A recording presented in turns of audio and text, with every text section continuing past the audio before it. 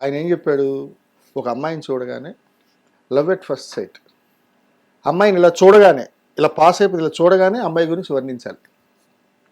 అంటే అలా అలా పాస్ అయిపోతుందని, లేకపోతే ఎదురుగుండా వచ్చి పాస్ అయిపోయిన దాన్ని గురించి ఏం చెప్తాం అనేదంటే నేను ఏదో కోకొల్లలో అన్నీ ఆలోచించి రాశాను అనమాట. దాంట్లో చరణం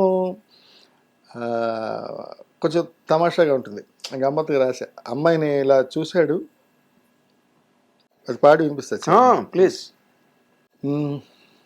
గాలమేయు కోల కళ్ళు, గాజు బొమ్మ లాంటి ఒళ్ళు, మల్లె మొగ్గ లాంటి ముక్కు, మిస్సు యూనివర్సు లుక్కు, సుబ్బలక్ష్మి గారి గొంతు, అష్టలక్ష్మి ఆమె సొత్తు, సత్యభామ లాంటి సొగసు, అమ్మ లాంటి మంచి మనసు, తిరిగి చూస్తే ఒక్క మాట తిరగమూత పెట్టినట్టు, ఎదురు పడితే ఉన్న చోట తిరుపతిళ్ళి వచ్చినట్టు, నాన్నలాంటి nature, Nandikonda feature, state bank voucher, నాకు ప్రేమ కోచరు, అలకలో అరుపులు, మెలికలో మెరుపులు, కులుకులు తళుకులు, చమకులు ఝలకులు, ఇలా ఆగుతాడు. ఇది బ్రెత్లెస్ అండి అని చెప్పా.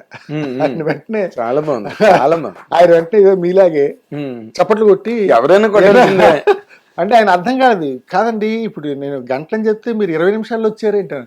అంటే పాట రాసేద్దాం ఉత్సాహంలో, స్టార్టింగ్ కదా, చాలా అదే ఆవేశంలో ఉన్నాను సార్, రాసిచ్చారంటే వెంటనే టక్కున లోపలికి వెళ్ళాడు ఆయన. ఏంటి ఏం చేస్తారని అలా నించుని ఉన్నా. లోపలికి వెళ్ళి ఒక 5,000 రూపాయలు తీసుకొచ్చి నా జేబులో పెట్టి, ఇది మీకు అడ్వాన్స్, ఈ పాట మీరే రాస్తున్నారు, మీరు పాడిన పాట చూనే కూడా మ్యూజిక్ డైరెక్టర్కి ఇస్తాను, రెండో చరణం కూడా రాసేయండి అని చెప్పేసి అన్నమాట. అది నా మొట్టమొదటి ఇది.